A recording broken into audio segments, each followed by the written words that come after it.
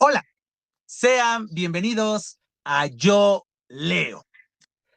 Algo que voy a ser sincero con ustedes, algo que me molesta hoy en día en la vida presente, tal vez ya estoy sacando el instinto del tío, los choques generacionales y demás, que tal vez ya está hablando mi edad, etcétera, es que hoy en día le estamos dando más importancia a lo popular que a tener razón. Es decir, me siento como si estuviéramos en 100 mexicanos dijeron y el motivo de nuestra vida sería buscar qué es lo popular, cuál es la tendencia y no buscar en realidad lo que es verídico, lo que es sensato, lo que es original. Entonces, este juego del 100 mexicanos puntos suspensivos, dije yo, 100 mexicanos dijeron y demás, pero puede ser afirmaron, pensaron, publicaron, o estos 100 puntos suspensivos para hacerlo internacional, porque pues este programa no es exclusivo del país en el que yo nací. Esta tendencia de darle importancia a lo popular es algo que me molesta. ¿Por qué? Porque no nos permite buscar la originalidad, no nos permite ser genuinos, no nos permite reflexionar, porque siempre vamos a estar preocupados por el qué dirán, si es políticamente correcto, si no es políticamente correcto, si estamos raspando muebles o no. ¿Por qué les digo esto? Porque el día de hoy tenemos como invitado a una persona que para mí representa lo que yo esperaría de toda la sociedad. Alguien genuino, alguien original, alguien que habla sin tapujos, alguien que es congruente. Y todo esto todavía matizado en el arte poético, en el arte lírico, lo cual todavía engrandece más todos estos atributos, todas estas cualidades. ¿A quién me estoy refiriendo? Me estoy refiriendo a Érico Stark, quien en recientes fechas publicó un poemario, el cual va a ser el pretexto o el hilo conductor de esta charla, aunque vamos a tocar otros temas, un poemario intitulado El hombre que no se parecía a un caballo. Pero bueno, sin más preámbulo, Érico, bienvenido a Yo Leo e infinitas gracias por haber aceptado la invitación. Muchas gracias por tu invitación. Aquí nos encontramos y pues ya listos para hablar. Pues infinitas gracias, Érico, y iniciemos rompiendo paradigmas y demás. Justamente como lo haces en tu poemario, algo que yo destaco de tu poemario, un poco lo hablábamos ahorita tras bambalinas antes de comenzar a grabar, es que a mí me impactó y me agradó muchísimo tu presentación en el poemario, porque llegas raspando muebles, llegas siendo crítico, siendo analítico, siendo sensato, como por decirlo así, partiendo las directrices de lo que tenemos que esperar de ti, por decirlo de alguna manera, tu arte poética, qué es lo que se espera de una poesía y en consecuencia qué tendríamos que esperar de tu poesía. Y entonces lo que yo quiero que en primera instancia planteemos es eso, ¿de dónde nació ese desenfado? ¿De dónde nació esa situación de cómo analizas la literatura y principalmente la poesía mexicana? Vamos a hablar de la mexicana, ya después nos podríamos extender a otras fronteras, pero tú justamente eres un asiduo lector de poesía, justamente así nos conocimos en una feria de libro, tú buscando poesía, buscando libros del género lírico. Entonces, ¿cómo nace esta situación que nos muestras en tu presentación? ¿Cómo nació este desenfado? ¿Cómo nació también esta molestia, esta inconformidad y en consecuencia esta arte poética que tú mismo te exiges y lo reflejas en tu poesía? ¿Cómo nació todas estas ramificaciones que menciono, Érico? Pues digamos que yo tengo un primer libro. Este libro lo gano en concurso en el año del 2018. Se llama Divino Poemario. Fue un concurso editorial por parte de Lectio, una editorial independiente de renombre.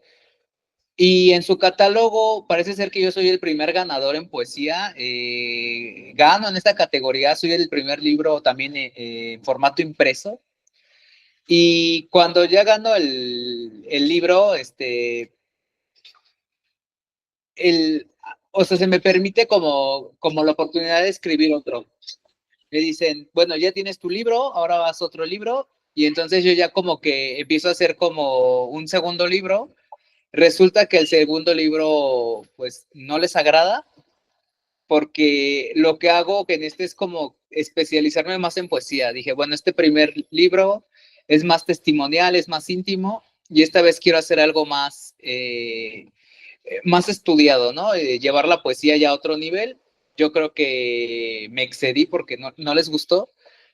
Y entonces, con el paso de los años, lo que hice fue pues modificar la poesía, la metí a concursos, a convocatorias, y en vez de entregar ese trabajo, lo que hacía es que cambiaba trabajos, ¿no? Hacía como nuevos libros de poesía, y fue 1, 2, 3, 4, ya hasta casi 5 años, que ya tenía, yo creo que una gran cantidad como de poemarios, y yo decía, bueno, ¿y por qué no estoy ganando? ¿No? Si se supone que estos poemarios están de acuerdo como a los estándares y la línea que se espera en la poesía.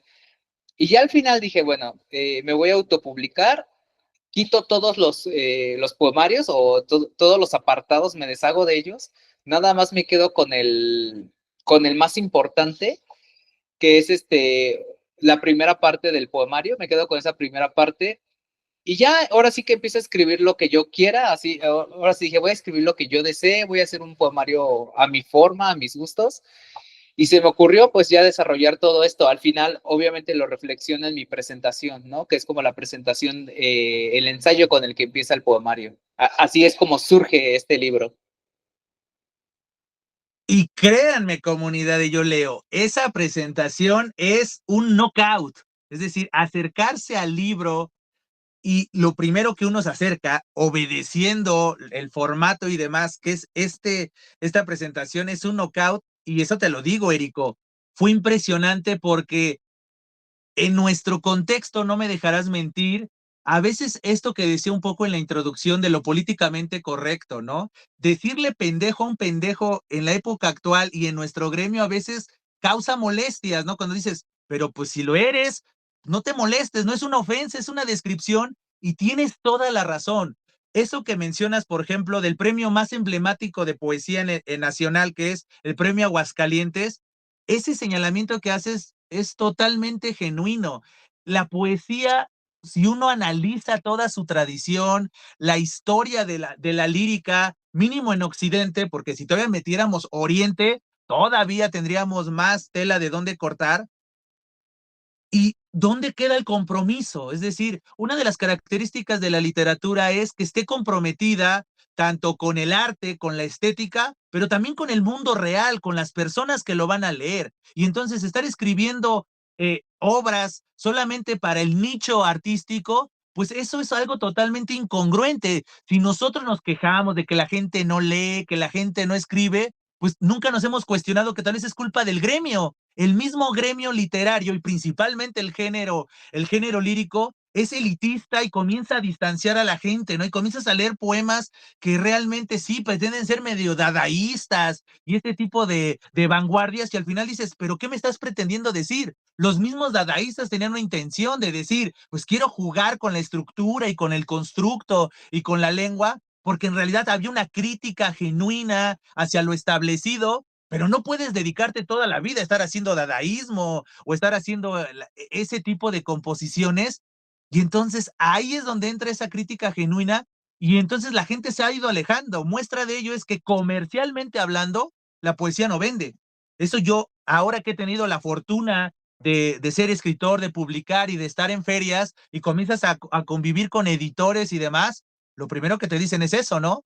Pues es que la poesía no vende, ¿no? Hay que sacar tirajes bajos, hay que economizar y demás. Y de entonces, ese raspadón de mueble que haces en la presentación es un golpe contundente que invita a querer acercarse a ti. Y ahí es donde, hablando ya de manera general de tu lírica, eres congruente. Es decir, como lo que tú ahorita nos compartías, querías ser tú, querías que tus versos, que tus composiciones reflejaran, por un lado, tu vida, tu perspectiva, tus inquietudes, tus intereses, tus vivencias, pero sin olvidar esa otra parte del fondo, ¿no? Es decir, la forma era, pues sí, la versificación, cierto uso de palabras y demás recursos retóricos característicos del género lírico, pero el fondo, ¿cuál es el fondo? Ser genuino, mostrar una verdad, usar un lenguaje accesible o un lenguaje que respetara la tradición y entonces hablarle a los diferentes públicos,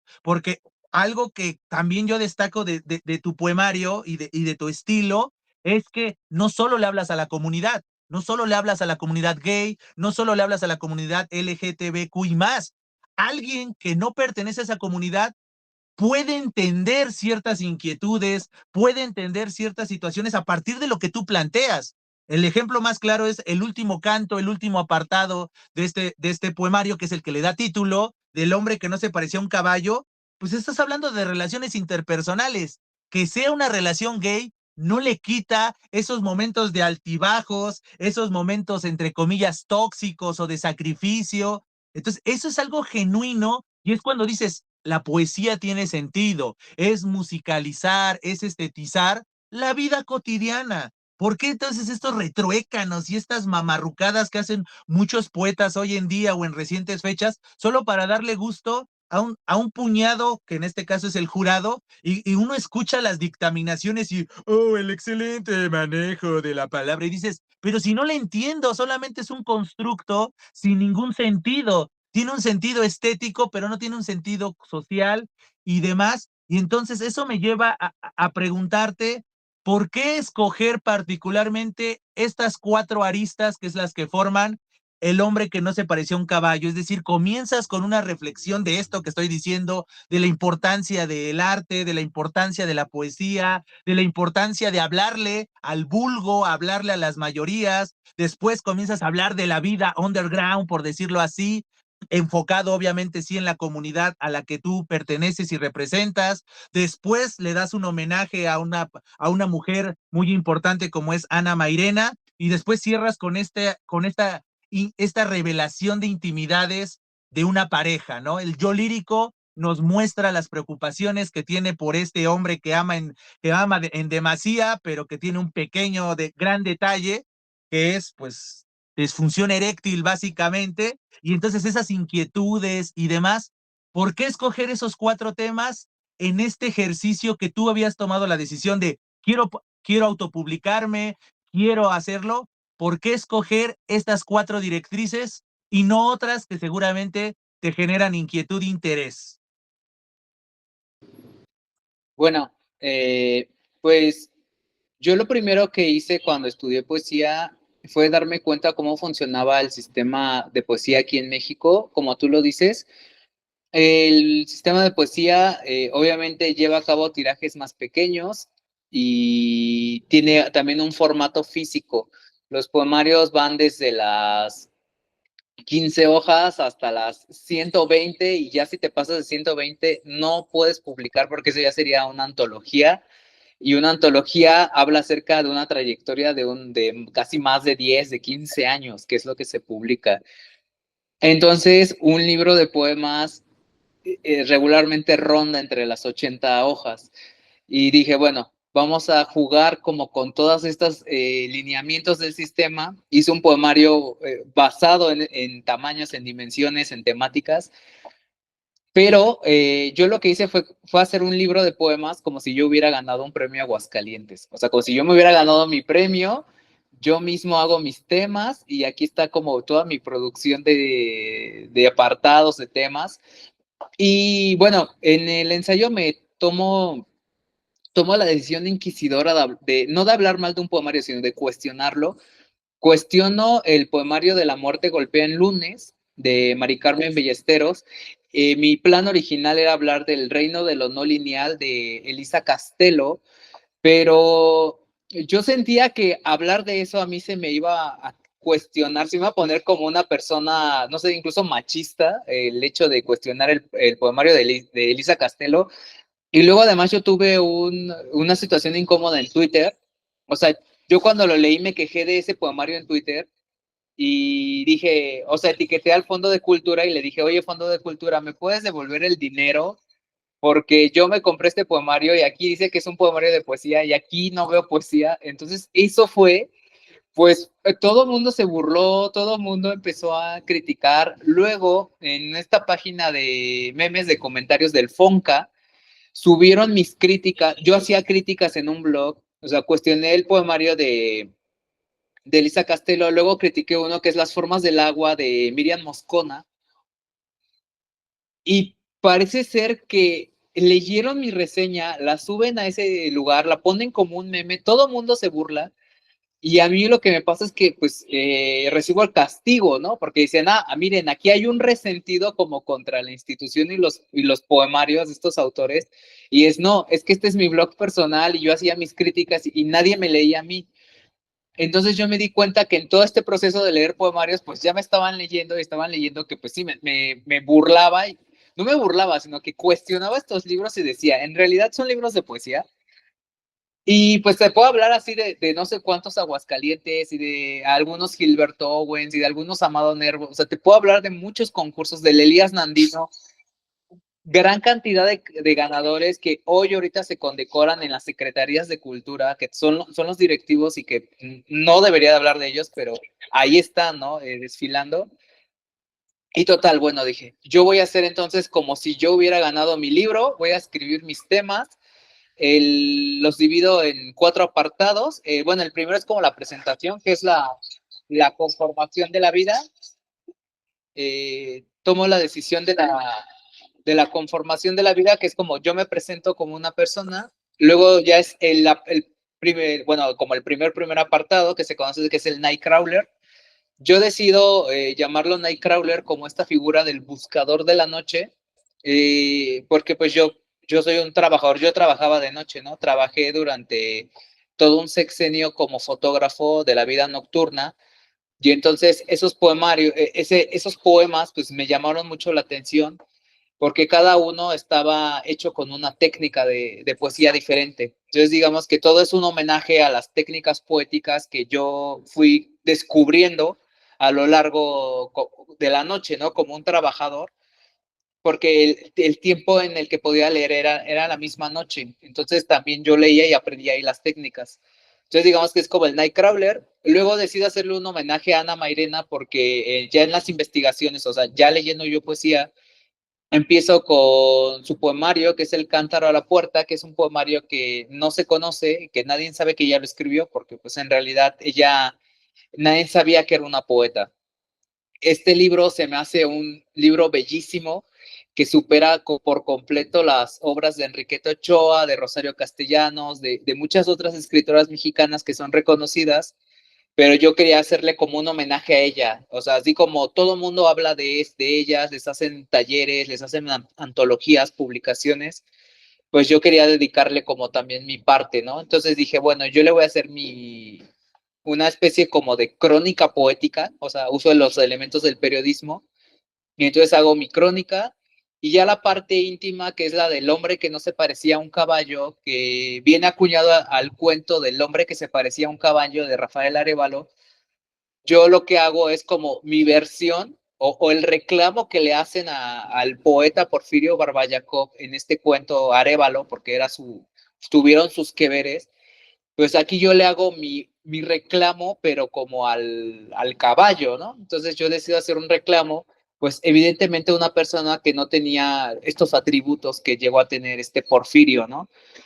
Y lo llevo obviamente ya a mi dimensión, a mi mundo, y siento que era una manera como de hablar también esto de las relaciones afectivas, ¿no? Digamos que es como la primera vez que yo enfrentaba una relación y decido ya llevarla como a la poesía y creí que era un tema además que nunca se había hablado, justamente el de la disfunción. O sea, realmente no lo he visto.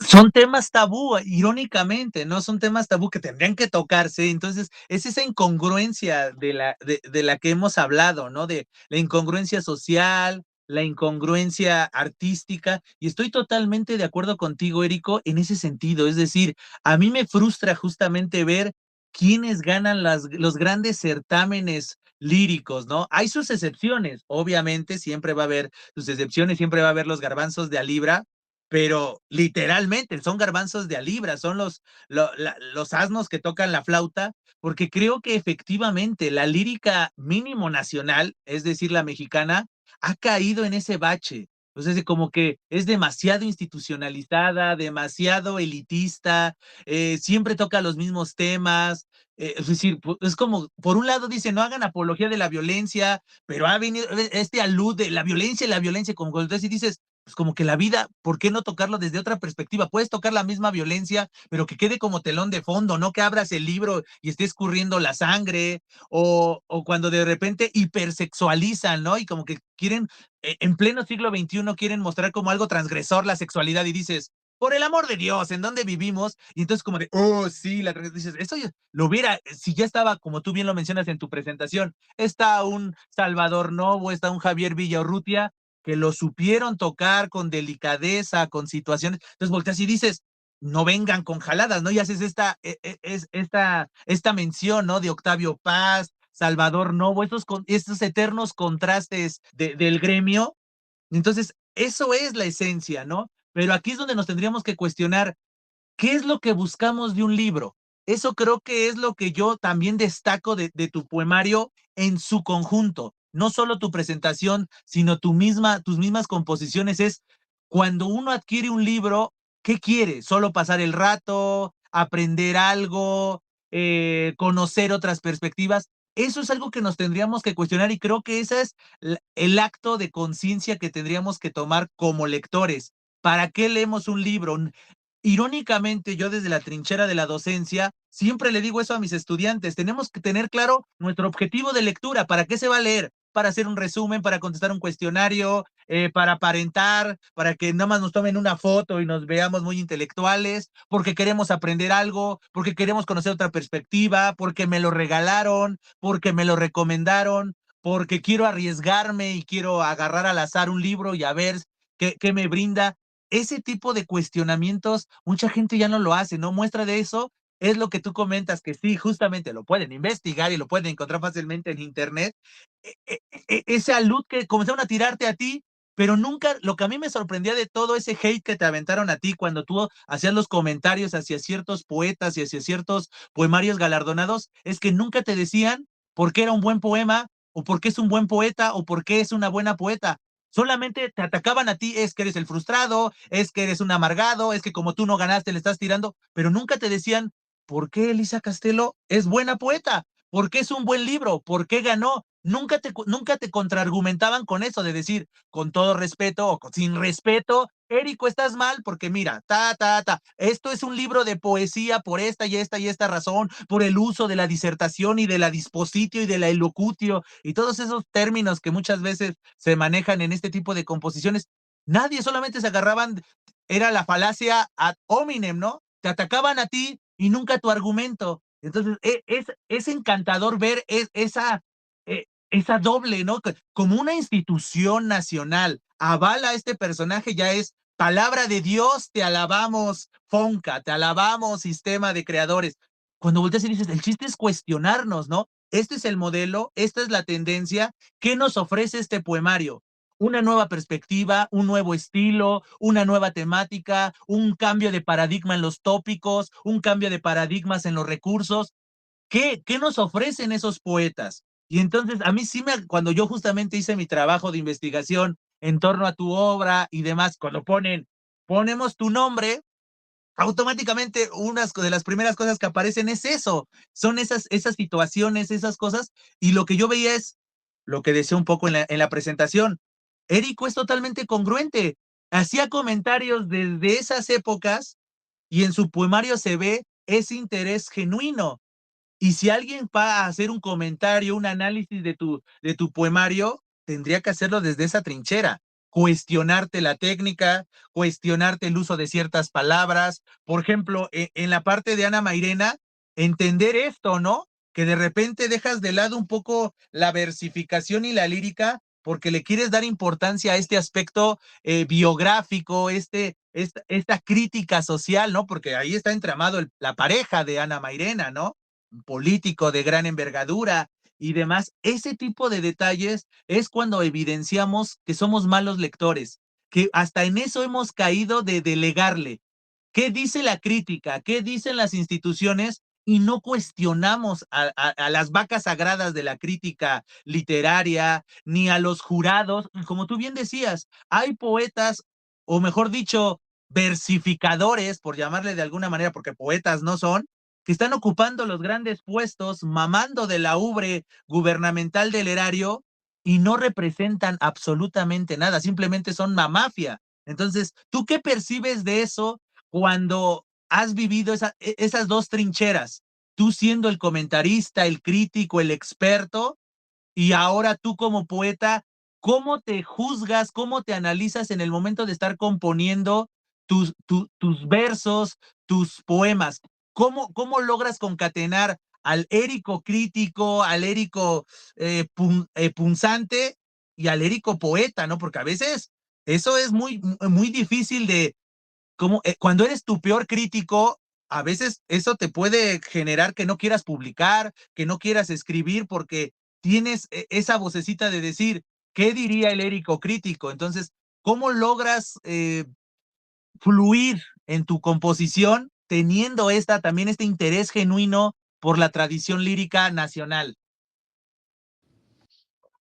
Bueno, pues una de las cosas que pasan cuando tú estudias poesía es que te enteras de los chismes. Entonces, te enteras de qué poeta ganó el premio, quién lo ganó por palancas, quién lo ganó por amigos. Si tú te tomas la tarea de estudiar, de escribirle a varios poetas, de platicar con ellos, de que te cuenten las historias, y tú como hacer toda esta comparación con la información que hay en internet, pues te enteras de cómo funciona la poesía aquí en México. Y sí, desafortunadamente sí ha habido corrupción, ha habido, más allá de que si nombraron, sí que si ganó un poeta, de que si uno fue jurado y era amigo y era compadre y ganó por esto, te enteras de que muchos poetas durante mucho tiempo pues robaron, por ejemplo, becas, robaron premios. Hay editoriales de grandes renombres que ahorita en estos momentos son como de, todos queremos estar ahí, pero sabemos su historia oscura, pero, o sea, la sabemos, pero nadie dice nada. Es como de, yo sé que fulano de tal editorial se robó se robó 4 veces el Aguascalientes metiendo a todos sus compadres y ya se robó 1,5 millones de pesos y que todos al final no nos importa porque queremos estar como en esa editorial y esperar algún día llegar a ganar el Aguascalientes, el Amado Nervo, el Gilberto Owen, el Enriqueta Ochoa. O sea, lo que queremos nosotros es, pues desgraciadamente, entrar a este sistema, que este sistema, pues obviamente es lo que te promete, ¿no? O sea, si tú le sirves al sistema y le sirves a todos los cómplices de este sistema, pues tú vas a tener la oportunidad de ser premiado e incluso ser becado. Hay poetas aquí en México que toda su producción ha sido ganada a premios. No tienen un solo libro publicado de forma independiente y eso también me hizo darme cuenta. Dije, bueno, ¿qué tan difícil es publicar aquí de forma independiente? Me topo con la otra cara, la cara de lo independiente, que es decir, publicaciones mal hechas, si se le puede decir. Son publicaciones que los editores no suelen cuidar. No hay un cuidado a lo mejor en las portadas, no hay un cuidado en la maquetación, no hay un cuidado en la corrección de estilo, que es como el tema más importante de todos, que quienes publican en el Estado, o sea, quienes publican bajo institución, tienen la ventaja de que de alguna u otra manera son mejor maquetados, mejor editados, hay unas correcciones de estilo muy bien hechas. En una editorial independiente eso no hay. Tú tienes que encontrar las herramientas y trabajarlo con muchas personas para que logres ese nivel, ¿no? O a menos que seas un buen escritor y tú ya no tengas esa necesidad, ¿no? De que te corrijan porque tú también ya tienes esa capacidad de corregirte a ti mismo. Entonces, con toda esa dificultad y ese panorama, pues sí es difícil publicar. Yo me di cuenta que el primer libro lo gané en premio, fue suerte de decir, bueno, lo publicaron, el siguiente libro no va a tener la misma suerte que el primero. Yo voy a tener que valerme con todas mis fuerzas, es decir, hacer unos textos con las mejores capacidades y lanzarlo, porque yo sé que como yo he llegado a criticar o también me he llegado a enterar del chisme y me he burlado de algunos poetas, porque pasa que entre poetas se burlan de ellos, y bueno, que es como esto, ¿no? Se critican, se burlan, se humillan y ya cuando están en persona se dan el beso en la mejilla y, ay, me encantas, eres el escritor, te adoro, así, qué te pareció mi libro? Me encantó, es lo mejor, y me encantó y es lo mejor y no dices nada más y ya. Pero esto que ocurre, pues dices, pues sí, sí, me va a pasar a mí algún día, ¿no? Que yo también voy a tener que dar cara, me van a conocer, me van a leer. Y pues bueno, si me van a leer, que me lean pues realmente por lo que yo siento y yo creo. Y entonces hice este poemario. Bueno, hice dos en realidad. El otro ahorita está en proceso editorial. El otro sí es un poemario que rompe completamente todas las reglas de la poesía. Supera las 120 hojas. Está escrito con técnicas diferentes de poesía. O sea, es un cuento lírico larguísimo de casi 250 hojas. Tiene todos los elementos de la ficción, pero llevados como al extremo y tiene temas muy escabrosos, es violencia, ¿no? Ahora sí, como dijiste, este libro que literal sangra así por sí solo, no hace falta que le echen sangre, ¿no? Entonces, digamos, como que tenía toda esta vorágine y este libro, y los puse como en carrera, gana el caballo, evidentemente, y y ya en este proceso, yo no le tengo miedo como a mi crítica. Yo siento que ya he tenido mucha crítica. Es más, antes de escribir, yo sufría mucho como la crítica y también como la cierta opresión. Yo siento que por eso me identifiqué mucho con el apartado de Ana Mairena, porque yo, hablando en el entorno familiar y social, también vivía mucho eso, como no escribas, es que te va mal si escribes, y es que te pasó esto.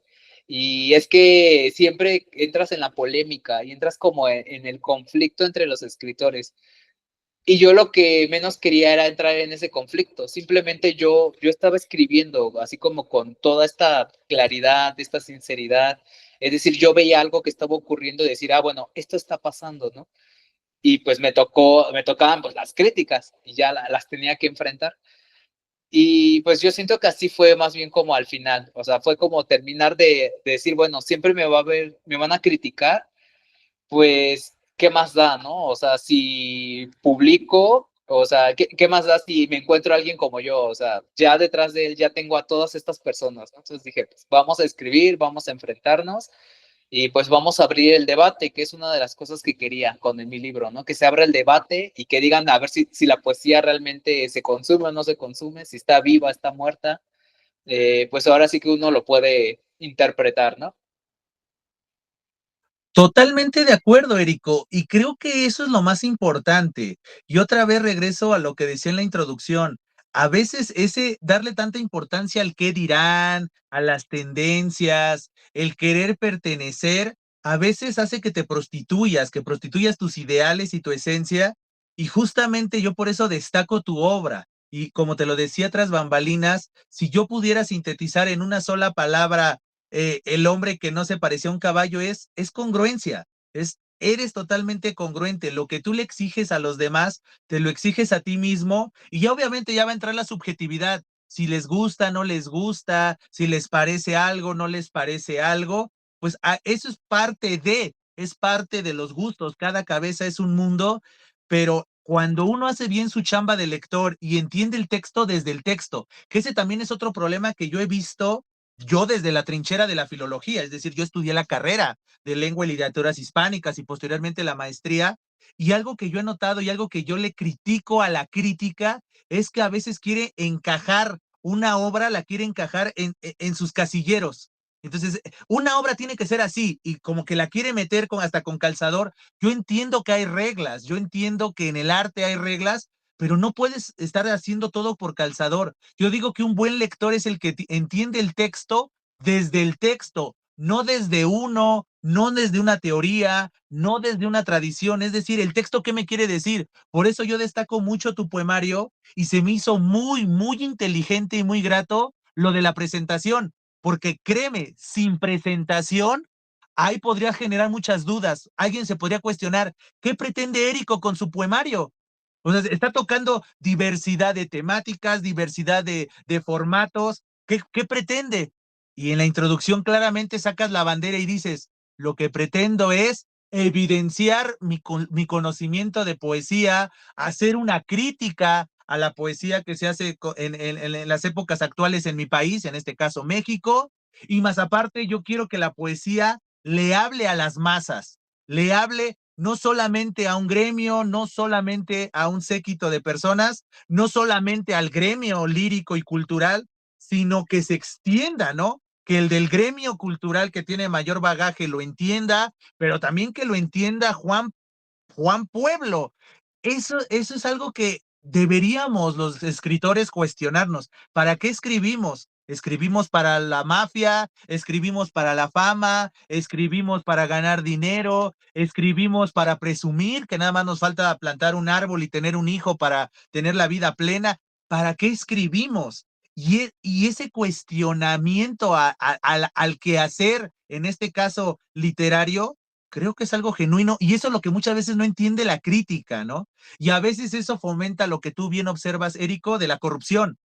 Tienes que llevarte del codito al crítico para que hable bien, ¿no? Para que de repente aparezca una reseña en un periódico, en una revista, y entonces digan, oh, y entonces esta gente borrega que dice, oh, si lo dicen en letras libres, debe de ser cierto. Si aparece en Nexos, debe ser cierto. Si aparece en el semanal de la jornada, pero cuestiónalo. Es decir, tú no puedes afirmar que un libro es bueno simplemente porque lo dijo alguien más. Tú puedes tomarlo como base. Todos tenemos críticos, comentaristas y demás de nicho, pero por algo se transformaron de nicho, porque uno también tiene su criterio y supo escoger. No delegas. Tú dime qué leer. No, es qué me recomiendas y más aparte yo puedo discrepar de eso. Entonces, eh, eso creo que es un ejercicio que tenemos que estar haciendo como sociedad, porque ese es uno de los grandes vicios que veo hoy en día de la gente que delega. Es decir, cosas hasta tan vanas como ¿a dónde voy a comer? Déjame buscar en Google quién tiene 5 estrellas. A ver, y de ahí se han aprovechado empresas y personajes, contratar bots.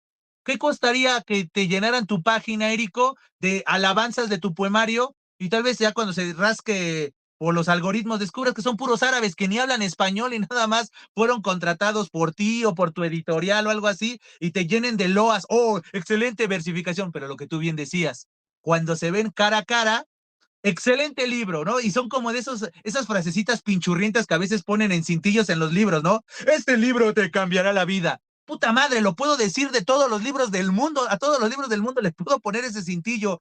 Este libro te hará reflexionar sobre la existencia. ¿Qué te está diciendo eso? Entonces, eso también es una crítica a la crítica, que muchas veces usan palabras grandilocuentes, pero nunca profundizan. Por eso vuelvo a regresar cuando te aventaron hate, cuando tú comenzaste a hacer esta crítica bastante válida hacia los galardonados de distintos certámenes poéticos, nadie te decía por qué era un buen poeta. Nadie te lo decía, nada más te cometían la falacia de autoridad. Pues es que por algo ganó, por algo el jurado lo escogió. Y como tú bien dices, uno que es un profesional, rascas y comienzas a encontrar la genealogía de los Buendía, ¿no?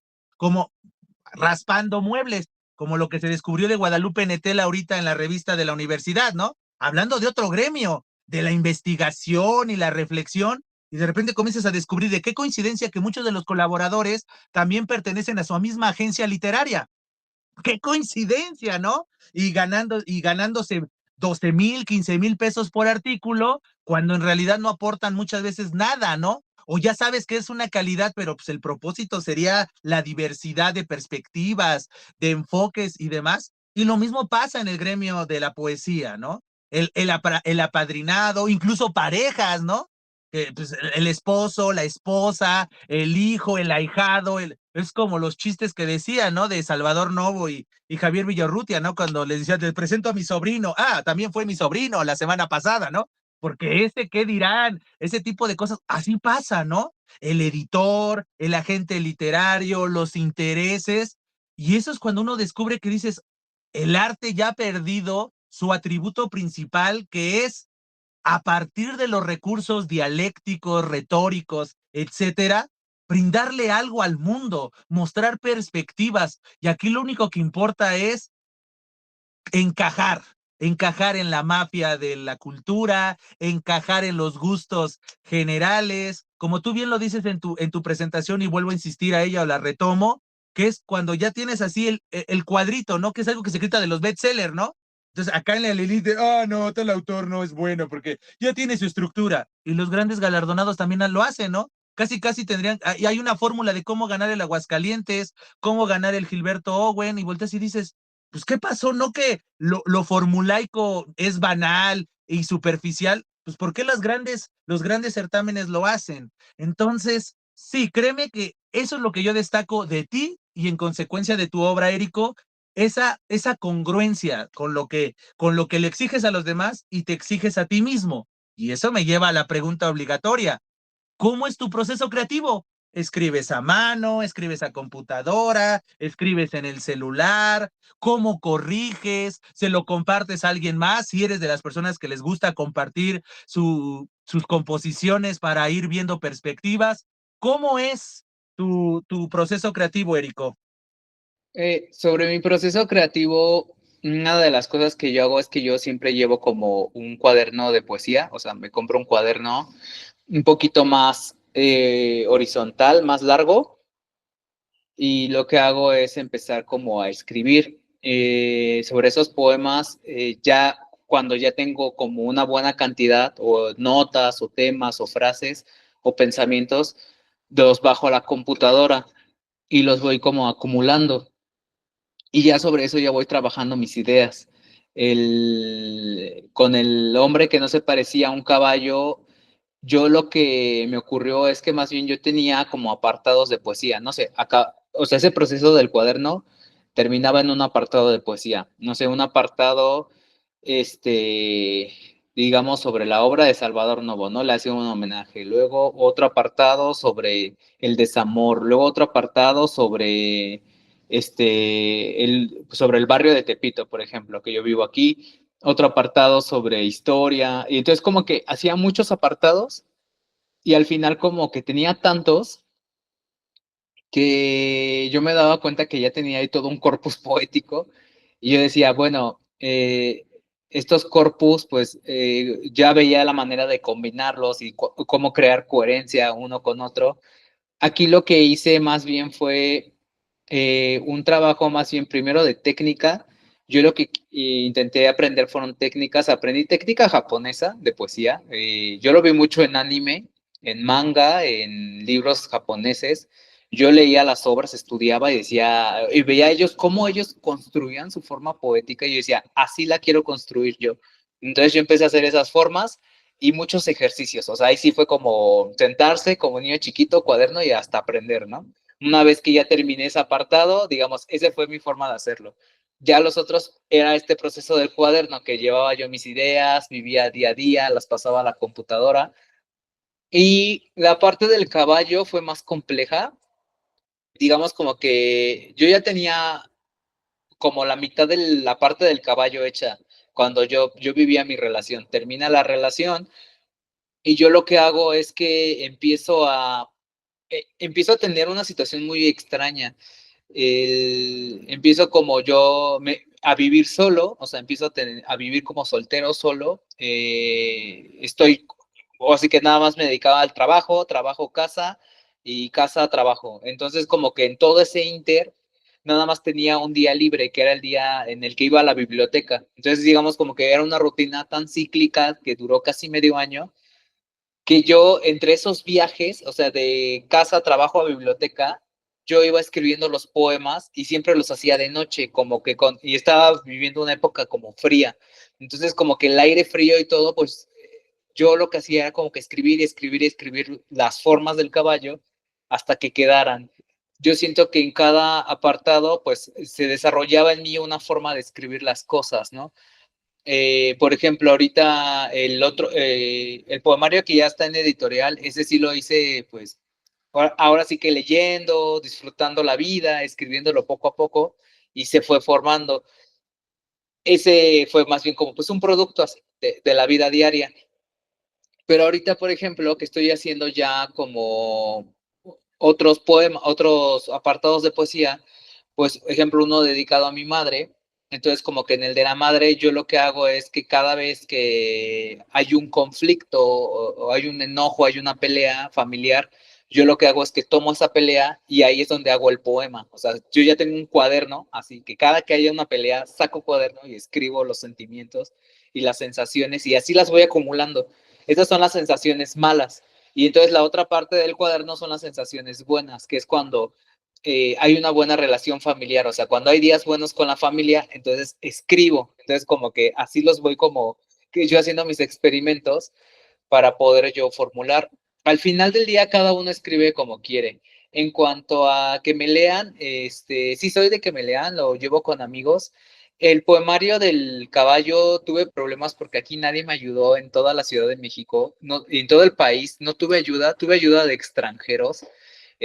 Yo creo que ese fue un cambio muy radical que ofrecen las redes sociales, el Internet. Tenía amigos de España, ellos fueron realmente quienes me ayudaron. Aquí tuve problemas para todo, o sea, para revisión de estilo, nadie me ayudó más que en un diplomado y fue una persona externa, o sea, fue de otro estado.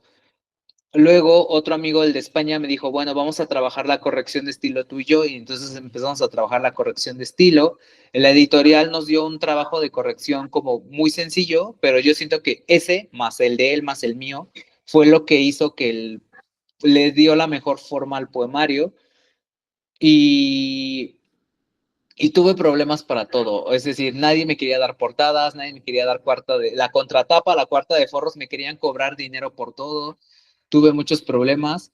Yo estaba dispuesto a pagar, evidentemente, obvio, mi portada y todo, pero muchos se negaron. O sea, me querían cobrar así como si yo les estuviera pidiendo una fortuna, así como de tu trabajo vale arriba de 15,000 pesos. Y yo dije, bueno, es que en realidad la producción del libro está en 15,000.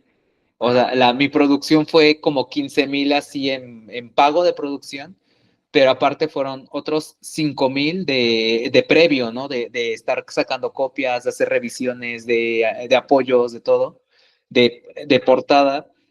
Entonces, pues muchos artistas realmente no saben cuánto cuesta un libro.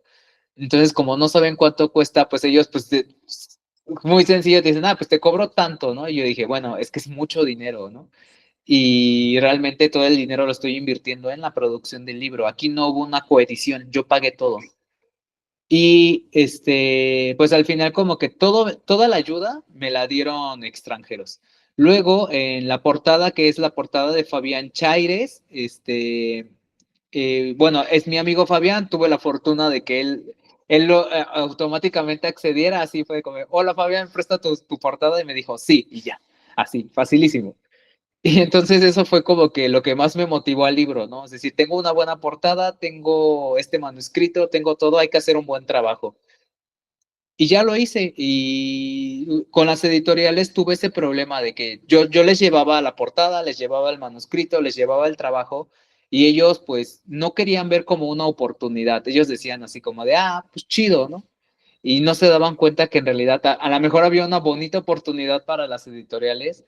Al final, pues yo termino pagando el contrato de una. No sé si la editorial lo vio como una oportunidad, pero pues simplemente o sea, como que ahí está mi trabajo y ya hubo un cierto vacío. Cierto, acabas de tocar dos temas que es importante reflexionarlos, Érico, que es qué es lo que está detrás de un libro. A veces uno cuando agarra un libro piensa que nada más es, pues alguien se sentó a escribirlo, lo mandó a una editorial, lo aceptaron, lo mandaron, le hicieron ahí medio unas correcciones, lo maquetaron y ya, lo sacaron y lo imprimieron. Y no entienden todo el proceso. También hacer apartados, ¿no? El escritor independiente. Hay escritores, como tú bien mencionas, los modelos de negocio de las casas editoriales independientes, que como tú bien dices, ¿cómo se podría decir? Es un mal necesario, pero no deja de ser un mal. O sea, no le quita lo necesario, pero no le quita lo malo a su vez, porque hay editoriales que se les agradece la iniciativa de darle espacio a escritores no tan conocidos o reconocidos, pero el bemol que muchas veces uno les ve a esas editoriales es, pero entrega algo de calidad, ¿no? O haz tu máximo esfuerzo por intentarte acercar a la calidad. Tal vez no todos van a hacer papel cultural, pero dices, pero compensa esas carencias, compénsala con otras cosas para mínimo equilibrar balanza, pero de repente, como bien mencionas, hay gente que de repente se vuelve loca, ¿no? Es como que te quisieran vender el proceso, el trabajo editorial, como si fueran de los grandes consorcios, como si fuera un tiraje de 3,000 y dices, estoy pidiendo un tiraje de 100, de 200, exagerado de 300. Hey, tranquilo, viejo, ¿no? Es decir, como de ese tipo de tendencias, a veces la gente no se da cuenta. Y ahí es donde me molesta a mí cuando hay presentaciones o ferias de libro y comienzan, ¿cuánto es lo menos? ¿Por qué tan caro? Sí, pues el libro de Alfaguara vale casi lo mismo. Sí, pero si supieras que el de Alfaguara no les cuesta lo mismo, solamente porque están vendiendo el nombre y el renombre de la editorial y tal vez del autor o de la autora, pero tal vez tiene un mayor valor este tipo de librines que el de los grandes consorcios. Eso también, esa falta de conciencia también por parte de la sociedad, a veces también es frustrante, de que no toman conciencia de lo que a veces implica o dan por hecho que automáticamente todo libro publicado bajo un sello independiente es de mala calidad. Van a haber errores, va a haber un pésimo papel, a la primera que lo abras ya va a estar hecho chicharrón, los forros, ese tipo de lo que acabas tú de decir, ¿no? De las portadas, ese tipo de cosas es frustrante y entonces es un punto importante hacerlo ver desde las dos aristas, invitar a las editoriales independientes a esforzarse. Por ejemplo, yo desde mi trinchera soy parte de dos editoriales independientes y también ves la joda que ellos se llevan a veces, ¿no? El esfuerzo, pero hay otras que no, nada más lo ven como negocio. Yo lo que quiero es ganar y economizar, ¿no? Y a veces hasta lo que tú bien observas, no hay corrección de estilo. A veces ves en la hoja legal, dicen corrección de estilo del mismo autor. Ese es el peor error que muchas veces puedes cometer, ¿no? Porque a veces tú estás tan inmerso en tu texto que se te llegan a pasar errores tan burdos, ¿no? Por eso muchas veces necesitas la visión de alguien externo, como tú en tu caso que lo comentabas, ¿no? Un lector, en este caso irónicamente nada nacional o nada aquí metropolitano, sino te tuviste que acudir a personajes de otros estados, incluso de otras latitudes. Eso es otra vez también el egoísmo, o no sé qué, también de la misma comunidad que no quiere generar comunidad exactamente, ¿no? Eso siempre también va a ser destacado. Y hay otro aspecto que también destaco, que es tu origen, que es Tepito. Mira que te lo dice alguien que es de oriundo de Nesa, entonces también tenemos un estigma, ¿no? Que en nuestros barrios no se hacen grandes cosas, que Tepito se defiende más en comparación con esa, no te lo voy a negar, hay grandes personajes de la cultura artística en general, no solo literaria, pero ¿cómo has logrado sobreponerte a esos prejuicios de, Tepito, y entonces automáticamente no puedes ser poeta, tú tendrías que estar vendiendo licuachelas, por favor, Érico, equivocaste en la trayectoria, ¿no? Ese tipo de cosas, de esos prejuicios que tienen de nuestros barrios, ¿no? En tu caso, el famoso barrio Bravo de Tepito, en mi caso, el municipio de Nezahualcóyotl, y que tengan esos prejuicios de quién eres, cómo te vas a comportar. A veces te toca, también te ven mal, ¿no? De cómo, espérate, tú seguramente tú quieres destacar y demás, quieres ser el unicornio de tu ambiente, ¿no? Quieres ser el único y diferente, ¿no? Cuando volteas y dices, pues es mi vocación y es mi interés, ¿por qué el lugar obligatoriamente tendría que ser destino, ¿no? Que ya sé que sí, muchas veces sí tiene algo que ver, pero no es una máxima general. Entonces, ¿tú cómo has vivido esa situación de ser oriundo de Tepito y quererte dedicar a lo que te dedicas, ¿no? A la fotografía, a analizar poesía, a analizar literatura de la comunidad LGTBQI más y ser poeta? Entonces, ¿cómo has lidiado con esa situación y con ese supuesto destino, por no llamarle estigma, que tenemos algunos por nacer donde nos tocó nacer? Pues yo creo que lo más difícil es la parte familiar, porque las familias no se esperan que la gente, que sus hijos pues nazcan, ¿no? Más allá del contexto. Pero aquí en el barrio no he tenido problema. Yo he podido desarrollar toda mi obra plenamente sin que aquí me hayan puesto una traba o algún problema, Los temas sí son a veces difíciles de hablar, no solo en la poesía, sino al desear escribir, justamente porque aquí sí la violencia es una constante y uno puede ver cosas que a lo mejor no se pueden decir, tal vez en el papel. Pero fuera de eso, no he tenido ningún problema. Ahora sí que el barrio no me ha afectado, no me ha influido tanto. Además, como que todo mi trabajo siempre lo he querido hacer como siempre muy, como con la estética lo más universal posible, ¿no? O sea, es una estética que todo mundo pueda acceder a ella. Entonces, eso es como que, por eso luego sí me han llegado a decir, ay, pues esto no es de barrio. Le dije, pues no, más bien es como un trabajo más refinado, ¿no? O sea, yo sí, o sea, como que sí espero dar una alta calidad, ¿no? A las gentes. O sea, sí, yo sí espero escribir cosas de muy buena calidad.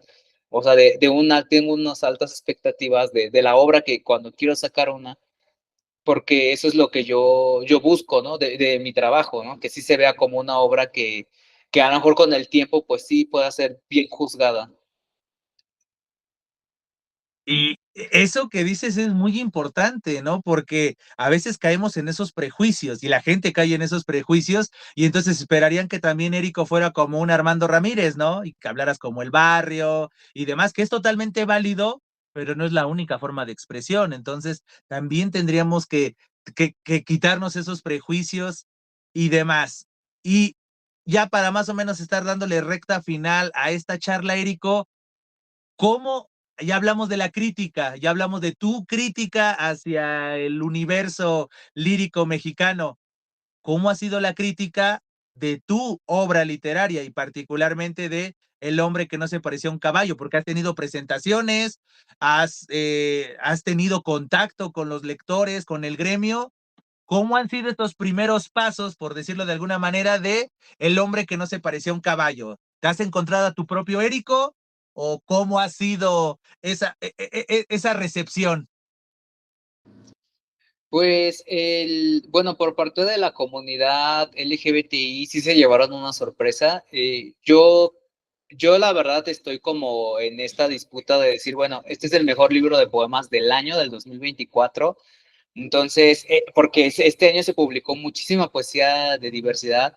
Hay muchos autores, algunos me hablan, otros no, pero como que está esta disputa de a ver quién escribió un buen libro, pero quienes me han leído, pues han entrado en debate. O sea, nunca había visto personas que se pusieran a debatir como contra el libro. Así se sentaban, agarraban el libro y esto no me gustó, y esto sí me gustó, y esto no sé qué pensar. Y entonces nunca había visto personas que se pusieran a debatir o a pelearse como contra el libro, como que el libro más bien les sacaba muchas dudas, muchas cuestiones, querían preguntar. El libro tiene, justamente al final, tiene mi contacto para que me puedan preguntar, pero todo el mundo empezaba como a decirme, bueno, es que esto me está pasando, ¿no? Tu libro me generó esto, por eso tengo tantas dudas. Y yo creo que son dudas que pues son debate, ¿no? Más bien logré tocar esas fibras, ¿no? Que era lo que quería. Y pues siento que la crítica, pues esa crítica es la que yo esperaba, ¿no? O sea, que se abriera la pluralidad. Sí, y efectivamente eso es lo que yo te iba a comentar desde la perspectiva de lectura, es eso, ¿no? Tú lo que quieres es mover el avispero. Muestra de ello es que cuestiona ciertos usos y costumbres de la misma comunidad. Entonces a veces es como, hey, Érico, eso no lo tienes que estar divulgando, los trapitos sucios se lavan en casa, ¿por qué lo andas publicando? Ese mover el avispero, créeme que es algo genuino, porque dices, no solamente es no es llamar la atención por llamar la atención, es el espíritu de querer llamar la atención para que la gente voltee y se cuestione. Y eso, créeme que si era tu intención, lo lograste, porque efectivamente llama la atención tus técnicas, las temáticas, las perspectivas, el manejo de las palabras, todos esos recursos, todos esos elementos que componen tu propuesta, generan esa inquietud, ese interés. Por ejemplo, a mí me generaste el interés de Ana Mairena. O sea, yo había escuchado ese nombre y demás, pero yo no sabía esta cosa profunda y de los nombres y los seudónimos y lo que había vivido y demás. Me generaste ese interés y eso, como filólogo y como profesional de las letras, es algo que me deja a mí. Y dices, oye, buena observación. lo que mencionas, tus comentarios agudos hacia la lírica nacional contemporánea que haces en tu presentación, también es algo genuino, es algo importante que nos lleva a cuestionar. Por ejemplo, yo que ahora he incursionado también en la publicación de poesía, pues también uno comienza a cuestionarse de decir, sí, soy congruente o no soy congruente con lo que yo comento, con lo que yo critico, con lo que yo señalo, con lo que yo observo. Entonces, es algo importante y ahí justamente es el propósito de esta charla, acercar a la gente a tu obra, Érico, para que ellos analicen, juzguen, pero sin olvidar ese aspecto que yo mencionaba hace unos minutos, que es leer el texto desde el texto, quitarnos prejuicios, quitarnos, e incluso hasta quitarnos expectativas. Es voy a leer el libro, abro la ventana, metafóricamente hablando, dejo entrar esta propuesta y ahora sí, ya después de cerrarla, comenzar a buscar de dónde asirse, qué es lo que quiero destacar, qué es lo que me generó shock, qué es lo que me chocó. No solamente me generó un shock, sino que literalmente me generó un choque cultural, de perspectiva, de técnica, de tradiciones, etcétera. Entonces, por eso me importaba demasiado saber, ¿no? Porque efectivamente, comunidad de Yo Leo, al finalizar el libro das tus contactos, tu correo, hasta tu número telefónico, aunque pones la nota. Si llego a perder mi número, pues acá también están mis otros contactos, ¿no? Tus redes sociales y demás. Pero bueno, ¿qué te parece, Érico? Ya hablamos de tu obra, ya hablamos de la génesis, ya hablamos de tu arte poética, por llamarle de alguna manera. ¿Qué te parece si nos haces el honor de leer una, dos o las composiciones que tú quieras para que de viva voz la comunidad de Yo Leo conozca, ¿no? Tus temas, tus recursos, tu forma y fondo, como sintetizándolo todo. ¿Qué te parece si nos honras, Érico, con la lectura de algunas composiciones de El hombre que no se parecía a un caballo? Les voy a compartir algunos poemas de mi libro El hombre que no se parecía a un caballo. Espero los disfruten mucho. Antes de conocer la poesía, yo era un homosexual común y corriente que trabajaba 5 días a la semana durante más de 10 horas para salir de fiesta, a beber cerveza y vodka adulterado. Antes de conocer la poesía, creía que el sentido de la vida se encontraba en las luces psicotrópicas, en la música de moda y en la oportunidad de poder seducir a los chicos guapos del antro. Antes de conocer la poesía, me besaba con los hombres mientras pedía a Dios nuestro Señor me concediera toda clase de virtudes para poder llevarme a mis pretendientes a la cama. Ese era yo, un homosexual más en un mundo plagado de palabras y maricas. Ahora que conozco la poesía, hago exactamente lo mismo y soy exactamente lo mismo, pero algo cambió en mi interior cuando no ligo, cuando no beso hombres, cuando Dios no escucha mis oraciones. Regreso a casa con una sonrisa, me recuesto en lo profundo de mi habitación y me pongo a leer poesía en vez de llorar como un niño al que han dejado sin amor. Les voy a leer otro poema. Es un homenaje que le dedico a una escritora conocida como Ana Mairena. Espero les guste mucho. El amor cae sobre ti. Tú no lo eliges, ni quieres ese día, vacía, todavía, si es un conjunto de amor lo que coligues. La libertad comienza cuando conoces las palabras adecuadas. A mi madre le fueron entregadas un conjunto de frases que conforman la materia de destinos evidentes, todas ellas tesituras, partituras, visibles y plausibles de personas sostenidas por la cuerda tensada del arquero al que todos llamamos sociedad. Mi madre dijo las palabras adecuadas, te amo demasiado para seguir el acorde de tus pasos. Dejó la flecha del destino guardada en un convento, migró con un joven monaguillo a un llano en llamas mexicano. Huyeron de la guerra, las imágenes atroces y las voces que dormitan los espíritus carnales. Cuando huyeron de su árbol, se extendieron las raíces, fracasaron los disparos, se quebraron los arqueros, y el amor benevolente, con su agua azul profundo, me devolvió a la luz. Qué dicha la mía, el haber nacido del verdadero amor. Muchas gracias por escuchar estos poemas. Infinitas, infinitas gracias, Érico, por compartirnos tus composiciones. espero que la comunidad de Yo Leo, al escuchar, comiencen a ver, esos matices, ver que lo que les estamos diciendo no nada más es como si fuera esto un infomercial que queremos vender la obra de Érico y ya, sino que es algo genuino, ¿no? Encontrar esos recursos, esos matices, esas tradiciones. Y estas composiciones creo que representan de muy buena manera todo lo que hemos hablado a lo largo de esta charla. Y ahora sí, ya casi para despedirnos, Érico, las preguntas obligatorias. ¿Cómo se consiguen tus obras? Si alguien te quiere contactar, y obviamente, pues yo ya sé tu número de contacto y demás, porque yo tengo el honor de tener tu libro, pero ¿cómo te pueden contactar? Ya sea porque quieren adquirir tu libro o quieren estar al pendiente de tus presentaciones, o bien, ya te leyeron. Bueno, si ya te leyeron, pues significa que ya tienen tus contactos, pero entonces hablemos de la otra parte. ¿Todavía se pueden conseguir tus libros? Si sí, ¿cómo? Y si alguien te quiere contactar para cualquier cosa o estar al pendiente de tus presentaciones, ¿qué redes sociales manejas o cómo pueden saber de ti, Érico? Mi libro lo pueden conseguir en la librería Somos Voces, que se encuentra ubicada en Zona Rosa, en la calle de Niza. En esta librería, pues hay todo un acervo de temática LGBTIQ+. Ahí se encuentra mi libro. Si no está el libro, lo pueden contactar conmigo. En mis redes sociales me encuentro como Érico Stark. Así aparezco, bueno, así aparece mi Twitter, mi canal de YouTube, que es Literatura LGBTI Mexicana, y si quieren aquí luego también les pongo mis redes, pero así se encuentra el libro. O sea, si no están en las librerías, se pueden contactar conmigo. Y espero ya próximamente, si no es que en noviembre, en diciembre, tener ya, aunque sea unas nuevas presentaciones, o si no, ya el próximo año ya empezaríamos.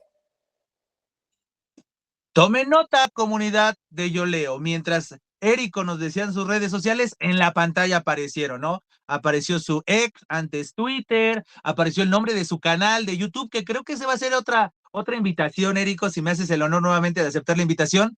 Ya no hablar solo de tu obra, sino hablar de ese proyecto que es muy importante y muy genuino de hablar de la poesía y de la literatura de la comunidad LGTBQI+, porque creo que es importante. A veces todo el tiempo estamos hablando y el mes del orgullo y demás, pero se olvida que también hay representatividad literaria, no solamente artística en general, series, películas y demás, sino literaria y profundizar. Creo que ese también sería un buen tema de conversación y de análisis, Érico, pero bueno, comunidad, ahí están, van a aparecer justamente en la pantalla los canales de comunicación. Está el teléfono que nos regala en El hombre que no se parecía a un caballo, ahí apareció ya en pantalla, entonces tomen nota y estén al pendiente, síganlo en redes sociales y estén al pendiente de futuras presentaciones. Y efectivamente, aquellos que son asiduos a este espacio, no es la primera vez que escuchamos de la librería Somos Voces, ¿no? Entonces, esa librería es algo importante, es un espacio que nos brinda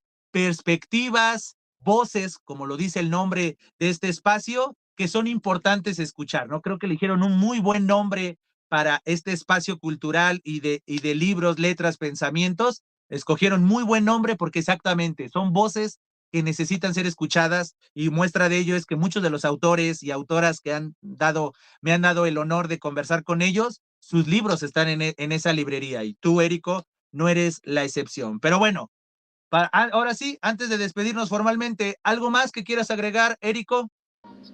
Pues me gustaría agradecerte por la invitación y pues muchas gracias por poder estar aquí en este espacio.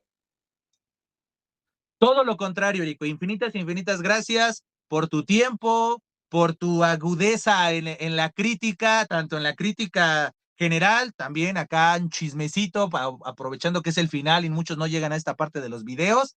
Érico ya criticó mi poemario, ¿no? Mi poemario de Razón sin Razón, ya pasó por la agudeza de Érico. Entonces acérquense a sus redes sociales y a ver qué dijo Érico de Razón sin Razón, poemario compuesto por su amigo y servidor Leonel. Entonces, ya está, para que vean que es congruente, ¿no? Entonces, ¿quieren ver qué opina Érico? Pues acérquense justamente a sus redes sociales y verán qué opinó Érico de mis versos y mis composiciones y mi propuesta lírica. Entonces, ahí está. Y entonces, infinitas, infinitas gracias, Érico, por tu tiempo, por tu agudeza en la observación, en la crítica, en la reflexión, en el señalamiento, pero sobre todo, infinitas, infinitas gracias por ser tú en toda la extensión de la palabra, como persona, como crítico, como autor, como ahora como invitado. Infinitas, infinitas gracias, Érico. Y como te decía hace rato, espero que sea la primera de muchas charlas, tanto en torno de tu obra, que esperemos que pronto salga estos libros que estás creando, que estás componiendo, que estás mandando a editar. Entonces, ¿por qué no? Haznos otra vez el honor, Érico, de regalarnos parte de tu tiempo para ahora hablar de tus futuras publicaciones, también para hablar de estas temáticas, hablar de la poesía, ¿no? Hablar de la poesía mexicana, hablar de estas cosas, de estos chismecitos que sabemos, eso para que la gente también vaya conociendo esos hilos finos de la tradición. Entonces, infinitas, infinitas gracias por todo, Érico. Gracias, hasta luego. Y también infinitas, infinitas gracias a ustedes, comunidad de Yo Leo.